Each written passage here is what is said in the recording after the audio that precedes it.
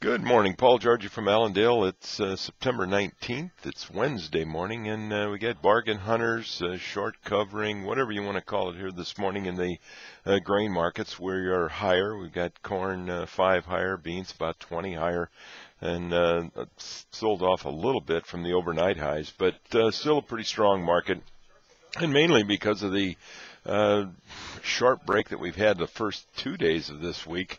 We're getting some rebound there, at least initially this morning. Some of the other news is that there is talk that some export business may be getting done here. Talk of China looking for anywhere from 3 to 5 cargoes of soybeans, and we'll be waiting for the 8 o'clock time frame here to get any confirmation of sales. Also, talk that Taiwan bought some beans yesterday. There's talk this morning that South Korea is tendering for some meal, and another group in Taiwan is looking for anywhere from 40 to 60,000 tons of beans. So got some buying interest here this morning with these lower prices that we've seen. Prices around the world, we still see China soybeans under a little bit of pressure, kind of evened off here, but they are not down as much as we have been here in the U.S. Now, remember, China is going on a week-long holiday here starting the 1st of October, and that is expected and may be a reason why we're seeing some liquidation in the soybeans in China, and why they maybe have not come in and bought beans. Now, other reasons is their crush margins in China is still deeply in the red, anywhere from $11 to $15 a ton in the red, where in the U.S.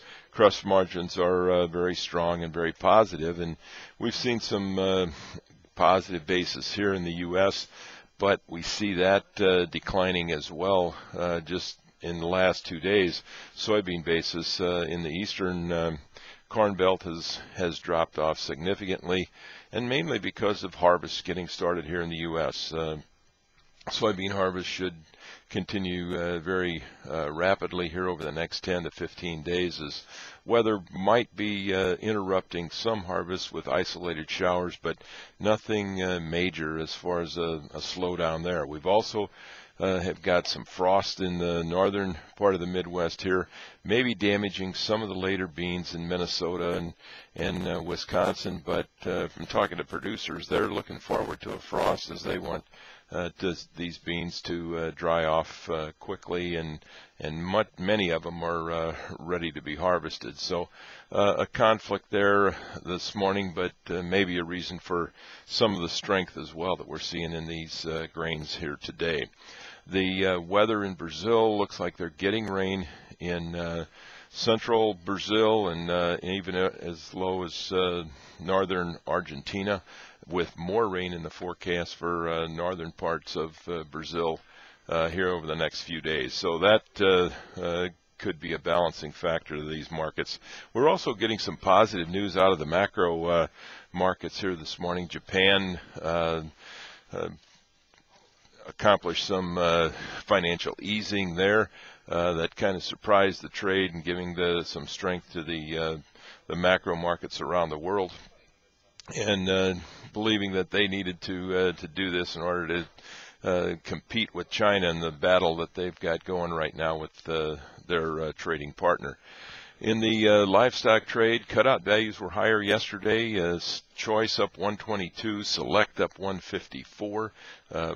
Pork cutout, however, was down 137. In the livestock futures, we're seeing most contracts under some pressure here this morning. Again, because of higher grain prices and higher feed prices, is causing the opposite effect in livestock futures trading. We're expecting cash cattle to stay steady to firm this week as cutout prices have moved higher, and the tight supply of market-ready cattle is certainly providing some underlying support here to the cattle complex. On the other hand, the pork complex is running into resistance with continued large supplies of pork coming to market, and the inability of moving that pork through the chain to the retail level is causing price struggles there, and we're at a time where we should see some improvement in pork demand as we go into October, which is National Pork Month. So hoping to see a low in these hogs here soon. And if you got any questions about any trading ideas, don't hesitate to give Allendale a call here at 800-262-7538. We wish everybody a very successful trading day, and I'll talk to you tomorrow morning. Thank you.